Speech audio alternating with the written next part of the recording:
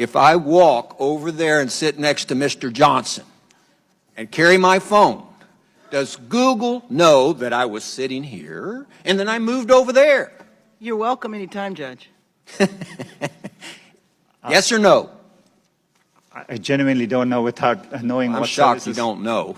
Do you or do you not collect identifiers like name, age, and address? Yes or no?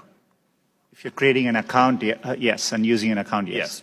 Device identifiers like IP address or IMEI? Depending on the situation, we could be collecting it, yes. Specific search histories when person types something into a search bar? If you have search history turned on, yes. Contents of emails and Google Documents? We store the data, but we don't read or look at your Gmail. But you have access to them? As a company, we have access to them, yes. So you could?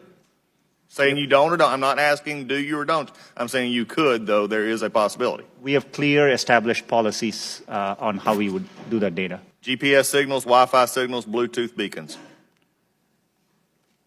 You know, would depend on the specifics, but there may be situations, yes. GPS, yes. Yes, if you have Voice location. and conversations when using Google Voice products? We give an option to turn on or off. And But if a person didn't know it, voice and conversations when using Google Voice products? Yes. We only record when they initiated with OK Google and then say the terms after. Do you believe that Google has been brought out here in some question is biased? Congressman, it's really important to me that we approach our work in an unbiased. Do you believe that Google is biased? It's either yes or no. No, not in our approach. Why, number one, does Google need all this information? We can answer that in the fact that 86% of your revenue comes from advertising, so we know you manipulate the data in some ways. However, can you explain what you do to minimize this data, which is generally an accepted standard practice among those who collect data?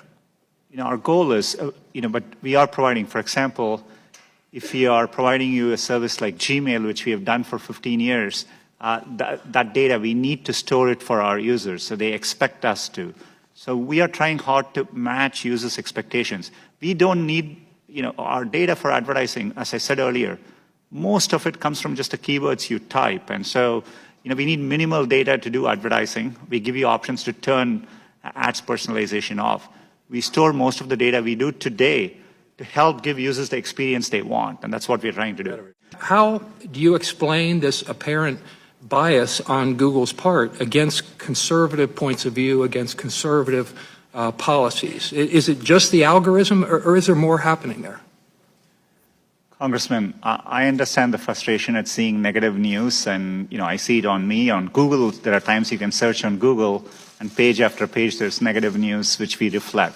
But what is important here is we use a robust methodology to reflect what is being said about any given topic at any particular time. And we try to do it objectively using a set of rubrics. It is in our interest to make sure we reflect what's happening out there in the best objective manner possible.